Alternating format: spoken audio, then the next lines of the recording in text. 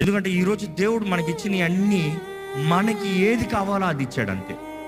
నీ దగ్గర ఉన్నవి, నీ దగ్గర నువ్వు వాడినవి, నీకు ఏదైతే అనుభూతి ఉందో, నీకు ఏదైతే తెలుసో, ఏదైతే చేయగలుగుతావో ఆ రీతిగా దేవుని మహిమపరచు. దాని ద్వారానే దేవుడు తన చిత్తాన్ని నీ జీవితంలో జరిగించాలని ఆశపడుతున్నాడు. Use what you got. What is that you have?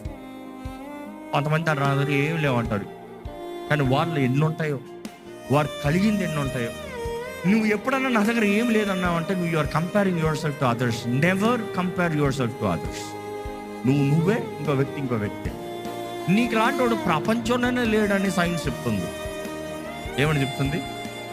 Out of 8 billion people on this planet, not 2 are the same. Not 2 are exactly the same. Twins are never కూడా not 100% సేమ్. ఎవరు 100% సేమ్ స్పెసిఫిక్ లేదు.